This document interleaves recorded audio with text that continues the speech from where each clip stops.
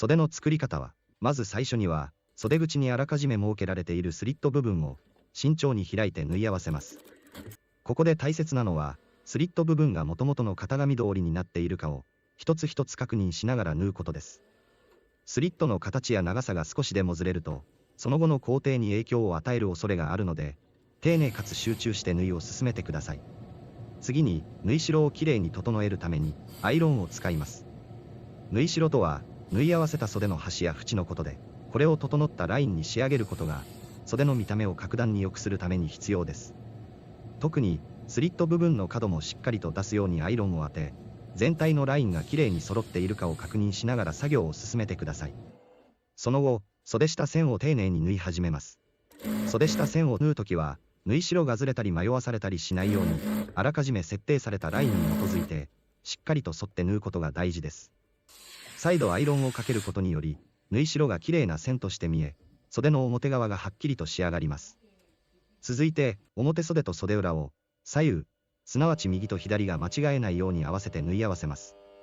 ここでは、袖のムラ混じりを避けるために、よく見ながら順番や方向を確認し、丁寧に縫い合わせることが必要です。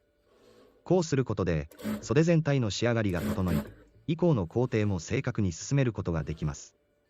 さらに、表袖と袖裏の縫い代が少しもずれないように、中とじを入れる工程に進みます。中とじは、縫い代をしっかりと固定し、袖全体の構造を安定させる大切な作業です。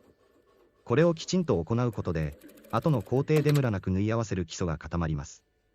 次の工程では、袖口にルイス縫いを行います。ルイス縫いは、着用時に縫い代が外れないようにするための補強作業です。ここでは、ルイスミシンを用い、十分なゆとりを持たせながら正確に縫い込むことが大切です。ルイスがしっかり決まると、縫い目がきれいに整い、袖口がさすがの完成度に仕上がります。また、袖下部分に閉じを加えることで、袖の構造にさらに補強を施します。これにより、袖全体がしっかりと固められ、次の工程での縫製も安定し、見た目に美しい袖を作る基礎が固まります。その後の工程は、袖山と呼ばれる袖の上部で櫛を作る作業です。ここでは、糸を優しくかつしっかりと引っ張りながら、櫛の形がはっきりと現れるように作業を進めます。櫛がうまく作り出されると、袖に立体感や美しいシルエットが生まれ、全体のデザインに力強さが加わります。最後に、裏袖口にアイロンをかけ、形やラインを再度丁寧に整えた後、袖を表に返します。その後、再度アイロンをかけることで、袖口の縁がぴったりと定まり、全体の縫い代や縫い目もすっきりと見え、見事な袖の完成となります。